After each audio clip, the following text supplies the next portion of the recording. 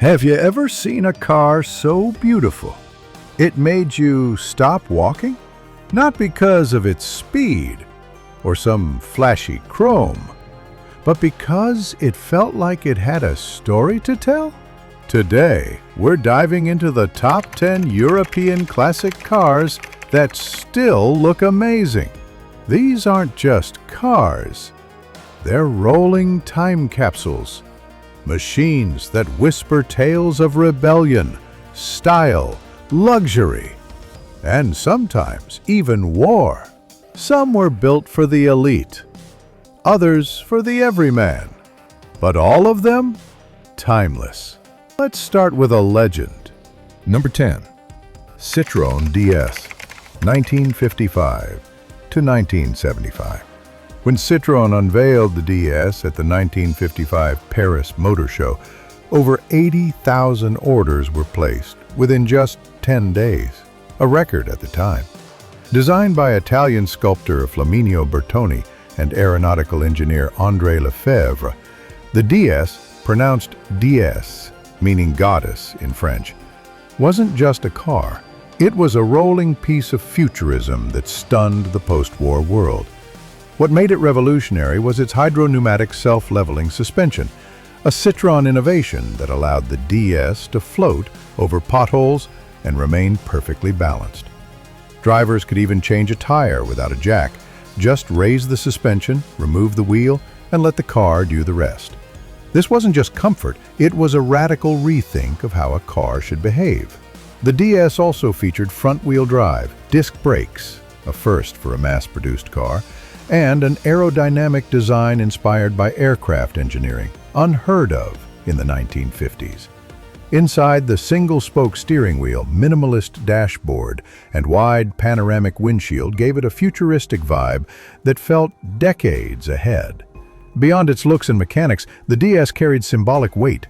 It represented a modern, forward-thinking France during times of post-war recovery. It even played a role in history. President Charles de Gaulle famously survived an assassination attempt in 1962 because his DS, despite having two blown tires, managed to speed away thanks to its unique suspension and handling. Even today, its design remains iconic. Museums around the world, including the Museum of Modern Art in New York, have showcased the DS not just as transportation, but as art. From avant-garde stylists to modern EV designers, many cite the DS as a lasting influence. In an era of fins and chrome, the Citroën DS was a whisper of the future. And somehow, 7 decades later, it still looks like it came from tomorrow. Number 9. Jaguar E Type, 1961 to 1975. When the Jaguar E Type debuted at the 1961 Geneva Motor Show, it redefined automotive beauty. Enzo Ferrari, the founder of Ferrari, famously called it the most beautiful car ever made. Designed by Malcolm Sayer, an aerodynamic engineer, the E-Type blended aircraft-inspired principles with raw elegance, creating a shape that was both sensual and scientifically efficient. The E-Type's design was revolutionary. The long sweeping bonnet, oval grille, covered headlights, and muscular rear haunches made it instantly recognizable. Underneath, the car was just as advanced. It featured a monocoque construction, independent rear suspension, and disc brakes on all 4 wheels, technologies that were rare in the early 1960s. Powered by a 3.8-liter inline-6 producing 265 horsepower, it could hit 150 miles per hour, making it one of the fastest road cars of its era. But it wasn't just about speed. The E-Type had a price tag that made it accessible compared to rivals like Ferrari and Aston Martin, putting high performance and timeless styling within reach of a wider audience. Celebrities and cultural icons, from Steve McQueen to Brigitte Bardot, were often seen behind its wheel, cementing its status as a 1960s-style icon. The E-Type also proved itself on the track. Derived from the Jaguar D-Type that won Le Mans 3 times, Its racing DNA made it as agile as it was gorgeous. Even today, its lightweight frame and balanced handling continue to impress enthusiasts and collectors. In 1996, the New York Museum of Modern Art added the Jaguar E Type to its permanent design collection, an honor shared by very few automobiles. It remains not just a car, but a symbol of 1960s culture where art, fashion, and engineering collided in perfect harmony. The Jaguar E Type is not simply admired, it's worshipped. More than 60 years later, its silhouette still looks like it's moving at 100 miles per hour, even when parked. Number 8. Alfa Romeo Spider, 1966 to 1994. The Alfa Romeo Spider, especially the original Duetto model, launched in 1966, captured the spirit of Italian motoring like few cars ever have. It wasn't the fastest nor the most luxurious, but it was undeniably romantic. With delicate curves, minimalist lines, and a driving experience that stirred the soul, the Spider became a global symbol of effortless charm. Designed by Pininfarina, the Spider's shape was a study in Italian restraint. No excess, just clean flowing lines. The launch coincided with a cultural shift. Italy in the 1960s was entering an economic boom, cinema was booming, and Alfa Romeo wanted to offer a car that could appeal to both the working-class dreamer and the style-conscious elite. It succeeded. The Spider was famously immortalized in the 1967 film The Graduate, where young Dustin Hoffman zipped through California in a cherry-red Duetto. That scene didn't just sell cars, it sold a lifestyle. Alfa Romeo would go on to name the US versions of the Spider Graduate in honor of its Hollywood fame.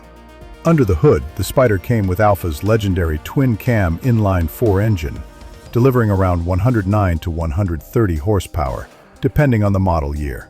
Paired with a 5-speed manual, it wasn't about brute speed, it was about feel. The way it revved, cornered, and even the scent of the leather and oil created a visceral, emotional connection. Over nearly 3 decades, the Spider went through 4 series of updates, but never lost its identity. Whether in its original boat-tail design or the more angular Series 4 of the early 90s, it remained instantly recognizable and always distinctively Alfa. Today, the Alfa Romeo Spider is cherished by collectors and romantics alike. It's not just a classic, it's a feeling. One of youth, rebellion, and sun-drenched drives through winding roads where time seems to stop, and every turn is a love letter to freedom. Number 7.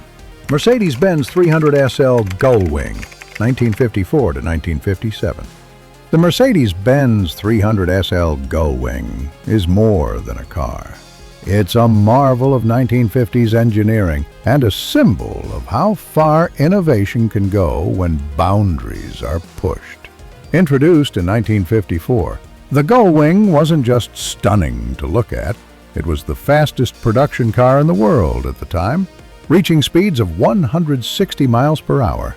But what truly set it apart were those dramatic upward opening doors, which earned it the now legendary name, Gullwing.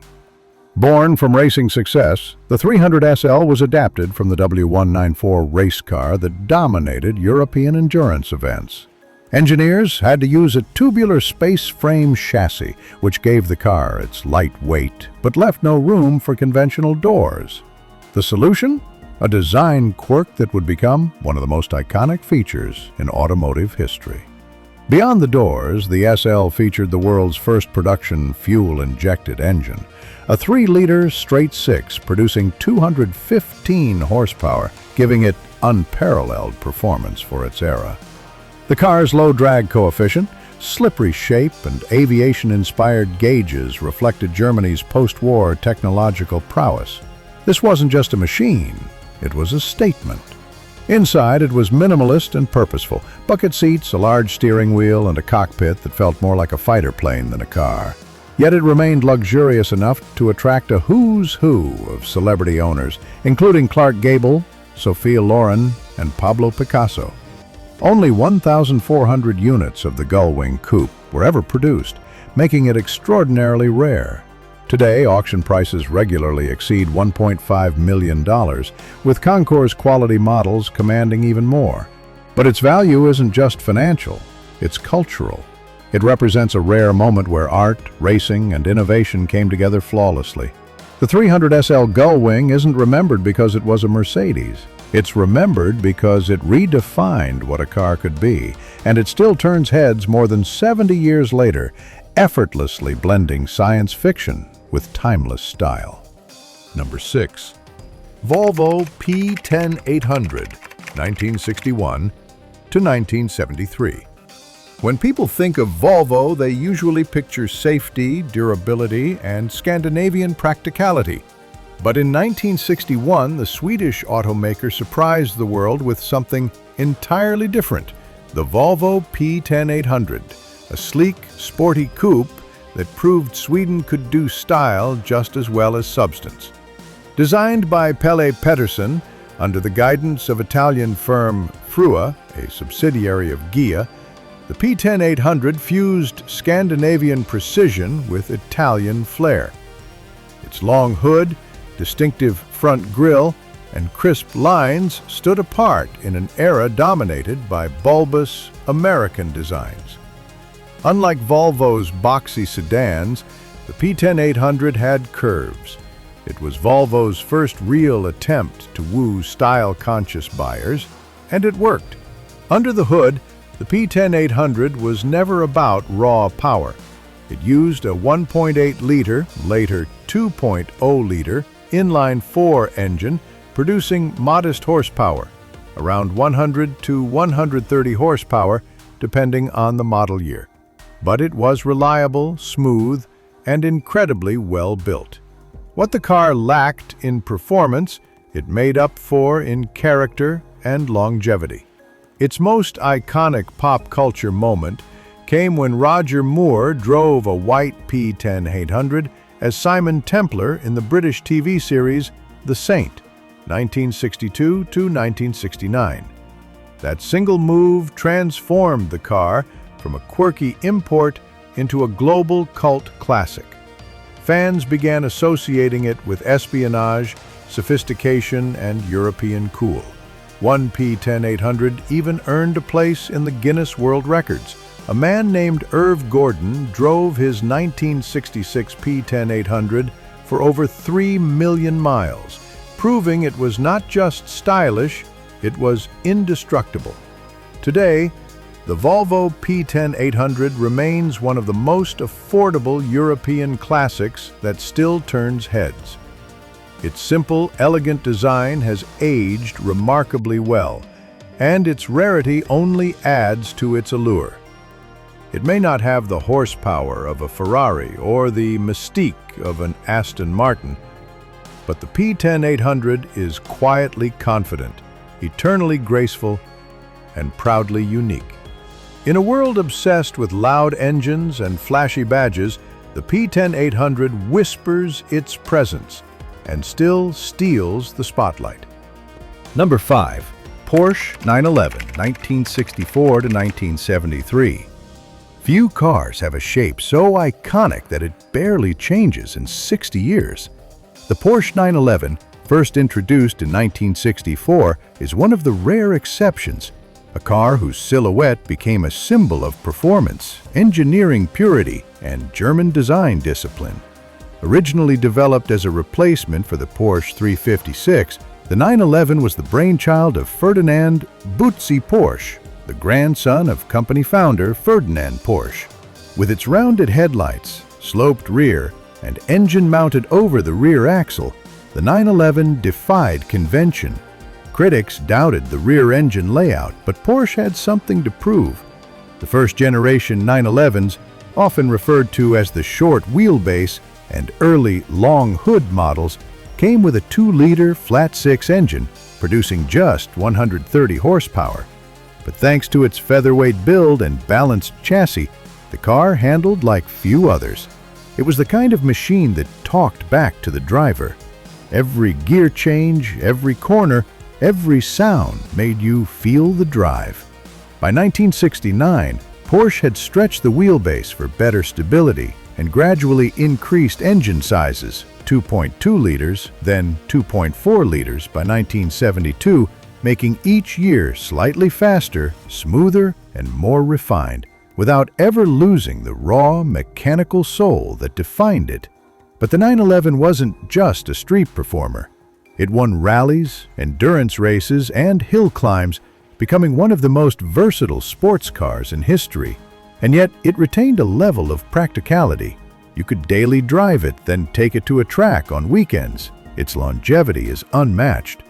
Porsche never abandoned the 911, they simply perfected it.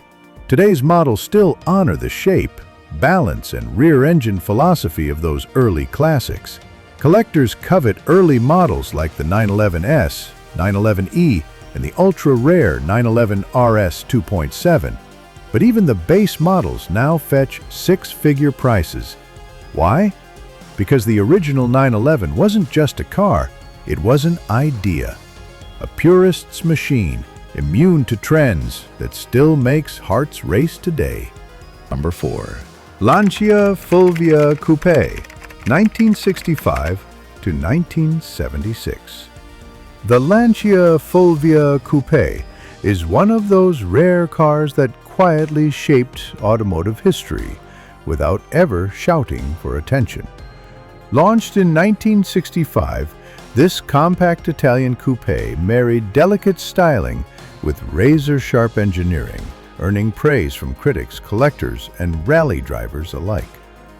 Styled by Piero Castagnero, the Fulvia Coupe was based on the Fulvia sedan, but shortened and refined.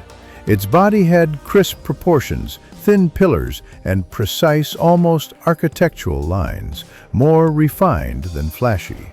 The narrow, upright grille and dual round headlights gave it an aristocratic charm, but its beauty was not just skin deep.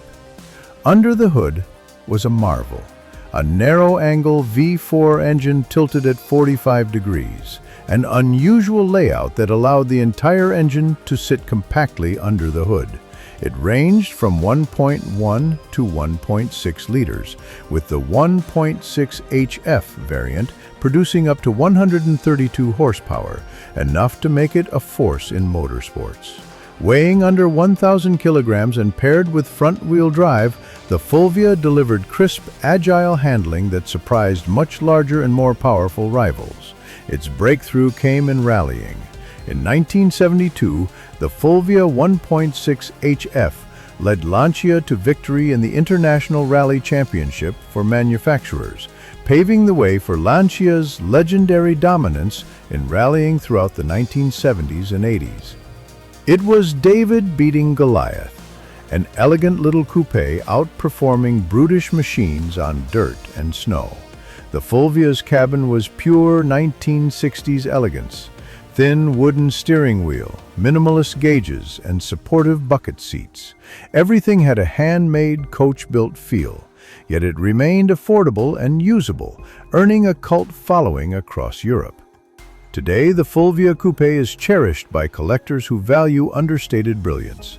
It does not scream for attention like a Ferrari or Lamborghini, but those who know, know. It is the kind of car that makes enthusiasts nod with respect and designers pause in admiration. Timeless, pure, and quietly heroic, the Lancia Fulvia Coupe remains one of Italy's most refined automotive achievements. Number 3. Aston Martin DB5, 1963 to 1965. The Aston Martin DB5 is not just a classic, it's a cultural legend. Produced for only 2 years, from 1963 to 1965, the DB5 became the symbol of British sophistication, speed, and elegance, largely thanks to one man, James Bond. Introduced as the successor to the DB4, the DB5 was designed by Carrozzeria Touring of Milan, using their lightweight Superleggera method, aluminum panels over a steel frame. Its proportions were perfect: long bonnet, fastback roofline, and muscular curves, all finished with a sense of quiet, aristocratic confidence. Underneath the beauty, it packed a punch. The DB5 was powered by a 4.0-liter inline-six engine, producing 282 horsepower, later uprated to 325 horsepower in the Vantage spec. That gave it a top speed of 145 miles per hour, with 0 to 60 miles per hour in around 7 seconds. Impressive for a grand tourer of the early 60s. But what truly immortalized the DB5 was its silver screen debut. In 1964's Goldfinger, Sean Connery's 007 drove a modified DB5 equipped with gadgets, machine guns, and ejector seats. It instantly became the most famous car in the world. The association was so powerful that the DB5 would return in 6 more Bond films, including the Daniel Craig era, securing its place in cinema and automotive history. Yet the DB5's appeal goes beyond fame. Inside, it offered handcrafted luxury, Connolly leather seats, walnut dashboard, and Smith's gauges. It was a car for gentlemen who appreciated both refinement and danger. Think of it as a tailored suit with a hidden blade. Fewer than 1,100 units of the DB5 were ever built, making it incredibly rare. Prices today regularly exceed $1.5 million, but even that cannot capture its emotional value. It is not just about speed or status. It is about myth. The DB5 remains a timeless artifact from an era when style met substance and British motoring reached cinematic perfection. Even today, one glimpse of it in motion and you hear the Bond theme in your head. Number 2. BMW 507, 1956 to 1959. The BMW 507 is the kind of car that feels more like a fantasy than a production vehicle. Built in West Germany during the mid-1950s, it was meant to be a direct rival to the Mercedes-Benz 300 SL and the Chevrolet Corvette, offering American buyers a European roadster that blended exotic looks with mechanical precision. Designed by Albrecht von Goertz, a former associate of Raymond Loewy, the 507's design was clean, athletic, and almost impossibly graceful. Its long, flowing fenders, low-slung profile, and signature dual-kidney grille made it look more like sculpture than sheet metal. Even today, it's widely regarded as one of the most beautiful cars ever built, a German take on the Ferrari formula, but with restrained elegance. Under the hood sat a 3.2-liter all-aluminum V8, producing around 150 horsepower, more than enough for spirited driving. The engine was mated to a 4-speed manual transmission, and the car's lightweight and responsive chassis made it agile and lively. It could reach a top speed of 125 miles per hour, a remarkable feat in the 1950s for an open-top cruiser. But despite its brilliance, the 507 was a commercial disaster. BMW originally hoped to sell it for under $5,000, but rising production costs pushed the price to over $10,000, making it more expensive than a Ferrari. Only 252 units were ever made, and the financial losses nearly bankrupted BMW. Ironically, that rarity became its greatest asset. In later years, the 507 was rediscovered by collectors and enthusiasts, including Elvis Presley, who owned 2 of them, one of which was recently restored by BMW Classic. Its scarcity, beauty, and troubled history have transformed it into a crown jewel of classic European motoring. Today, the BMW 507 is valued at over $2 million, but its legacy is worth far more. It represents a fleeting moment when design trumped pragmatism, and the result was unforgettable. Number 1. Ferrari 250 GT Lusso, 1962 to 1964. The Ferrari 250 GT Lusso is not just a car, it is a love letter to Italian craftsmanship. Produced between 1962 and 1964 and limited to just 351 units, The Lusso, meaning luxury in Italian, was Ferrari's attempt to fuse raw performance with grand touring elegance. And the result? Possibly the most gracefully proportioned Ferrari ever made. Designed by Pininfarina and built by Carrozzeria Scaglietti, the Lusso took the performance DNA of the legendary 250 series, specifically the race-proven 250 GT Berlinetta, and wrapped it in one of the most visually balanced bodies ever created. Its proportions were perfect. Long nose, short deck, sloping rear glass, and subtle chrome detailing. It was sophisticated, not aggressive. Sexy, without showing off. Beneath that sculpted bonnet lay Ferrari's legendary 3.0-liter Colombo V12, producing 240 horsepower. That gave the Lusso a top speed of around 150 miles per hour, plenty for the era, especially in a car that also pampered its occupants with plush leather, deep wood trim, and surprisingly refined road manners. But the Lusso wasn't about lap times. It was about feeling. The precision of its steering, the smoothness of its gear shifts, the howl of that V12 at 6,000 RPM. It offered an experience that modern cars struggle to replicate. It was as thrilling to look at as it was to drive. Celebrities loved it. Steve McQueen famously owned one. So did Eric Clapton. It was the kind of car that appealed to men who didn't just want speed, they wanted presence, poise, and personality. Today, the Ferrari 250 GT Lusso sits among the most prized classic Ferraris, with auction values soaring over $3 million. Yet many argue it remains underrated, overshadowed by its racing siblings like the 250 GTO or Testarossa. But in terms of pure timeless beauty, the Lusso might just be the most perfect Ferrari ever built. And as we reach the end of this journey through Europe's most iconic classics, one thing becomes crystal clear. These cars aren't just machines. They're time capsules, rolling memories, sculptures carved in steel and soul. Each one tells a different story of post-war ambition, of artistic rebellion, of engineering pushed to its edge. Whether it's the Citroën DS floating through Parisian streets or the Ferrari Lusso humming through the hills of Tuscany, these vehicles didn't just age well. They transcended time. And yet, despite their rarity and rising value, these cars were never about status. They were about feeling, about how a steering wheel in your hands could connect you to something deeper: freedom, elegance, identity.